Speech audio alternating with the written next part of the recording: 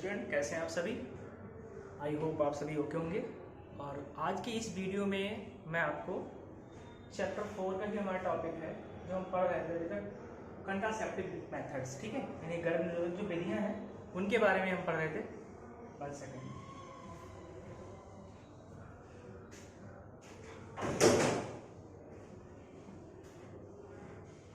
तो इन कॉन्ट्रासेप्टिव जो आपके मेथड है, इनके बारे में आज हम, जो हमारा मेथड बचा था सर्जिकल मेथड, ठीक है, यानी लास्ट मेथड है हमारा 4th नंबर का सर्जिकल या शल्य चिकित्सा।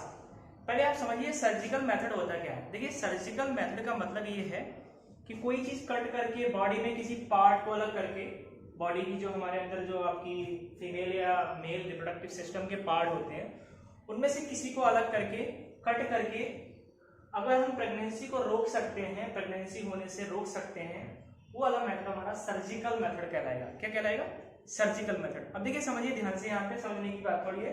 अब ये इस मेथड में दोनों इन्वॉल्व होंगे, मेल फीमेल दोनों में हो सकता है। ये सर्जिकल मेथड कैसे होता है देखिए, समझिए आप ध्यान से।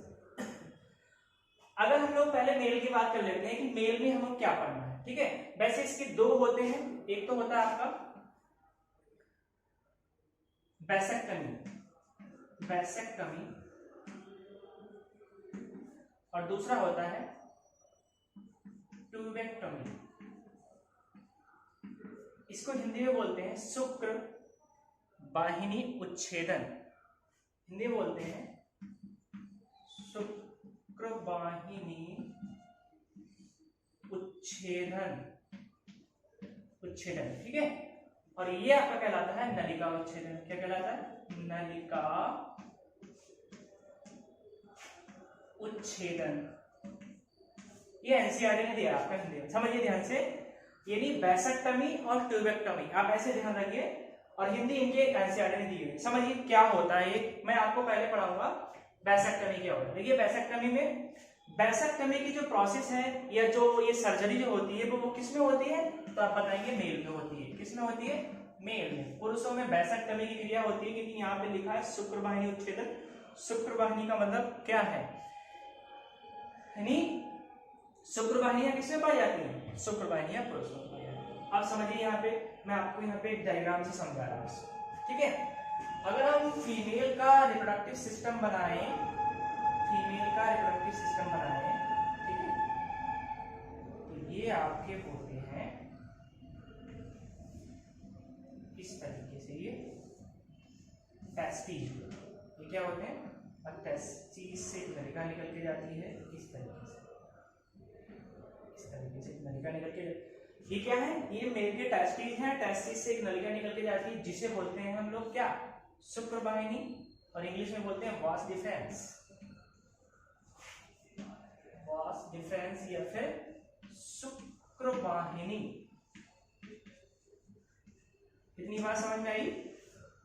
क्या बोलते हैं? शुक्रवाहिनी। ये जो नलिका जाती है निकल के, ठीक है, कहां से निकली होती है? तो प्रत्येक टेस्टिस से क्या है, नली के समान संरचना जाती है, जो ऊपर जाके प्रोस्टेट ग्लैंड वगैरह आपस में जाती है। यहाँ पे आपकी ये प्रोस्टेट ग्लैंड होती है, प्रोस्टेट ग्लैंड, ठीक है। ये जो प्रोस्टेट ग्लैंड होती हैं, ये इनसे क्या होता है, इनसे नलिकाएं जाके जुड़ती हैं, उनका नाम क्या है? Vas deferens. ये नलिकाएं कहाँ होती हैं? ये टेस्टिस से। ये सेक्रोटल होता है आपका, इसके ऊपर जो पार्ट होता है, कवरिंग होती है ना। सेक्रोटल के अंदर क्या होते हैं? सेक्रोटल के अंदर आपके जो टेस्टिस होते हैं वो बंद रहते हैं, ठीक है। और इनके अंदर क्या बनता है भैया, तो आप बताएंगे इनके अंदर क्या बनेगा। इनके अंदर बनते हैं आपके स्पर्म बनते हैं। क्या बनते हैं? स्पर्म बनते हैं। और इसी के अंदर बनता है टेस्टोस्टेरोन।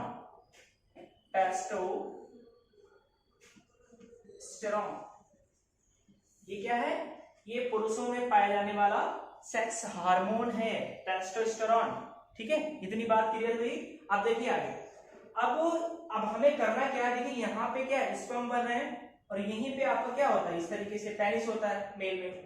तो ये स्पर्म बन रहे, स्पर्म क्या करेंगे, यहाँ पे आपके इसके द्वारा, ये आपकी वास डिफरेंस के द्वारा कहाँ जाएंगे? प्रोस्टेट ग्लैंड वगैरह, जहाँ सीमेन का फॉर्मेशन होता है, जहाँ क्या बनता है? सीमेन।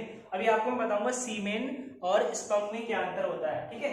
अब देखिए ये जो पार्ट होता है, ये अब यहाँ से क्या होता है, यहाँ से ये यूरेथ्रा वगैरह सारी चीजें इस तरीके से ये नलिकाएं आती हैं जो आपकी पेनिस के बाहरी पोर पे आके खुलती हैं।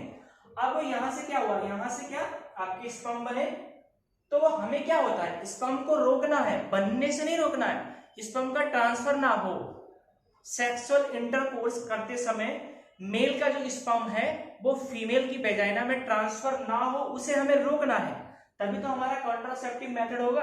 अब इसके द्वारा क्या कर रहे हैं, मेल में सर्जरी कर रहे हैं, क्या कर रहे हैं, तो ये जो नलिका होती है आपकी, जिसे हम बोलते हैं बास डिफरेंस, इसको हम कट कर देते हैं यहाँ से, इसको यहाँ से कट कर दिया, दूसरी वाले को यहाँ से कट कर दिया, और आप फोल्ड करके क्या करते हैं, धागे से इसको बांध दिया जाता है। ठीक है, माइनर सा ऑपरेशन होता है इसके द्वारा, मेडिकल के मतलब कि हॉस्पिटल या डॉक्टर की सहायता से ये प्रोसेस होती है। आगे समझिए, अब इसमें क्या हुआ, इसको क्या कर दिया गया, अब यहाँ पे स्पर्म तो बनेंगे, स्पर्म बने, लेकिन क्या करेंगे, वो आगे इसके द्वारा, पेनिस के द्वारा वेजाइना में ट्रांसफर ही नहीं होंगे, और वेजाइना में जब आपके स्पर्म नहीं जाएंगे तो प्रेगनेंसी नहीं होगी, अर्थात क्या, ओवम से फ्यूजन नहीं होगा, फ्यूजन नहीं होगा तो जाइगोट का निर्माण नहीं होगा।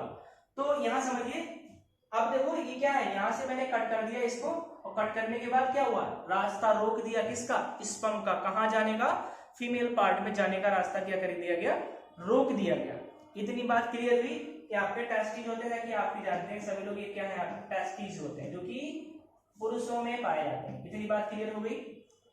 अब देखो एक चीज और बता रहा हूं कि अब जैसे ये क्या है, सीमेन क्या होता है और स्पर्म क्या होते हैं। देखिए आप,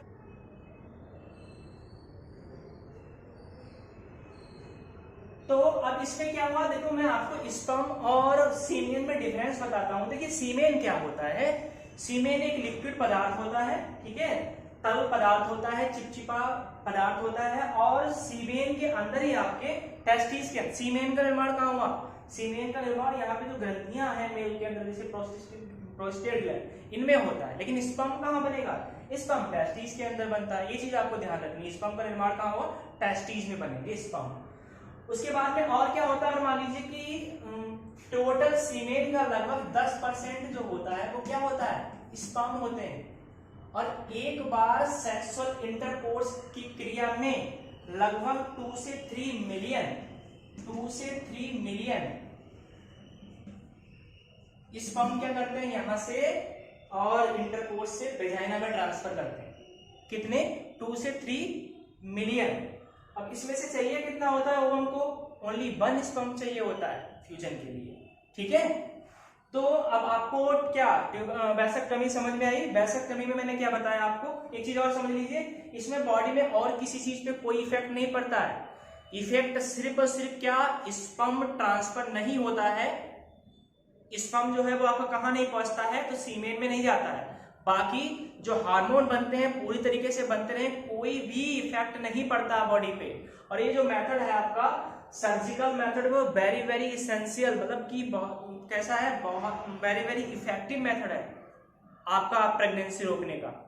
ठीक है, तो ये आपका क्या था, मेल में वैसक्टमी की प्रोसेस में मैंने आपको बताया कि इसमें शुक्र वाहिनी होती है, उसको बीच से कट कर दिया जाता है, जिससे टेस्टिस में बनने वाला जो स्पर्म होता है वो आपके सीमेन में नहीं पहुंचता है। और सीमेन में अगर देखा जाए तो सेक्सुअल इंटरकोर्स के समय क्या है, सीमेन तो ट्रांसफर होगा फीमेल में, लेकिन सीमेन के अंदर क्या नहीं है, सीमेन के अंदर स्पर्म नहीं है, और जब सीमेन के अंदर स्पर्म नहीं है तो क्या होगा, वो स्पर्म ओवम को फर्टिलाइज नहीं कर सकता, क्योंकि उसमें तो स्पर्म ही नहीं है, तो उससे क्या होता है, प्रेगनेंसी नहीं होती है। बात क्लियर हुई। अगर आपको पूरी बात क्लियर हो रही है तो वीडियो लाइक जरूर करें। ठीक है, देखिए आगे समझिए, ये मेल कौन सा पार्ट हो गया हमारा, मेल पार्ट हो गया। अब देखते हैं हम लोग इसमें फीमेल पार्ट।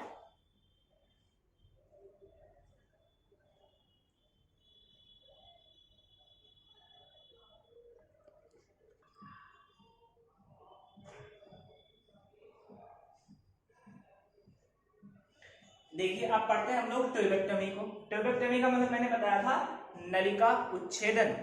ये जो इस प्रकार की जो सर्जरी है वो फीमेल के अंदर होती है, कहाँ होती है, कैसे होती है, क्या इफेक्ट पड़ता है, सारी चीजें आपको बताते हैं। देखिए अगर हम फीमेल रिप्रोडक्टिव सिस्टम की बात करें तो इस तरीके से हम बनाते हैं फीमेल रिप्रोडक्टिव सिस्टम। देखिए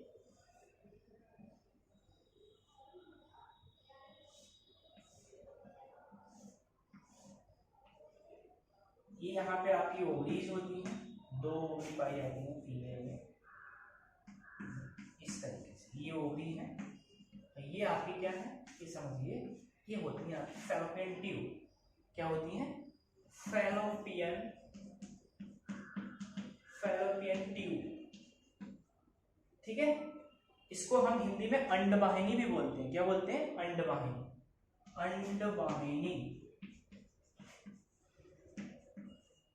अंडवाहिनी देखिए, इसमें क्या होता है, यहाँ पे इस अगर बात करें तो ये वेजाइना का स्पेस है, वेजाइना यहाँ, समझिए ध्यान से।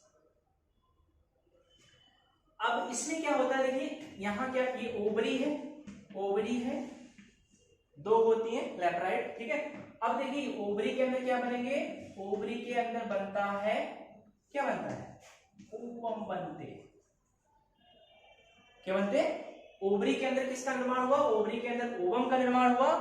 और क्या बनेगा, तो ओवरी के अंदर बनते हैं दो हार्मोन। ये ध्यान रखिए आप, कौन कौन से हार्मोन होते हैं, कल आपको बताए गए थे पिछले वीडियो में, जब आपने देखा होगा तो उसमें मैंने बताया था आपको, एक बनेगा एस्ट्रोजन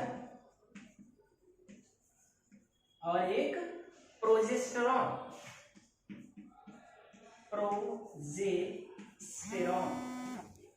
ये दो हार्मोन किसके अंदर बनेंगे, दोनों कैसे, फीमेल के हार्मोन है, और दोनों हार्मोन क्या है आपके, ये ओवरी के अंदर बनते हैं। अब देखिए हार्मोन बन रहा है और क्या बन रहा है, ओवम बन रहा है। इसमें क्या होता है, इसमें कट कहाँ लगता है, देखो यहां से ओवम किसके द्वारा, अंडवाहिनी के द्वारा कहाँ आएगा, यूट्रस के बाद यहाँ वेजाइना में आ जाएगा ओवम।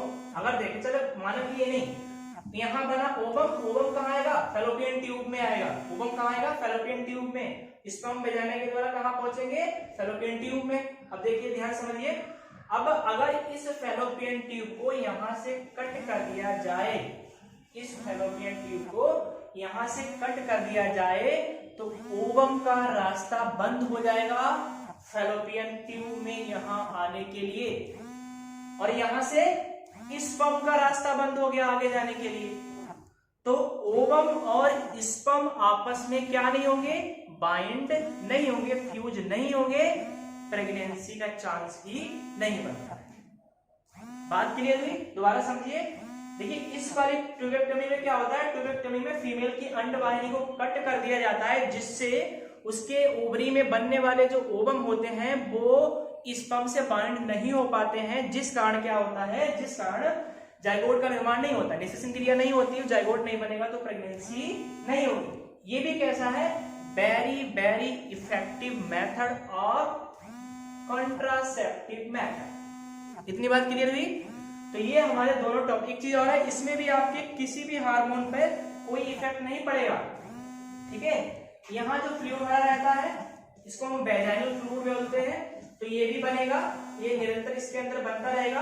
और क्या है, और जो अब आपसे पूछ रहा है क्या ये सर हार्मोन बनेंगे, क्या इसमें हार्मोन जाएंगे यहाँ पे, बिल्कुल जाएंगे, क्योंकि हार्मोन जाने के लिए आपकी क्या होती है, ब्लड वेसल्स पाई जाती है।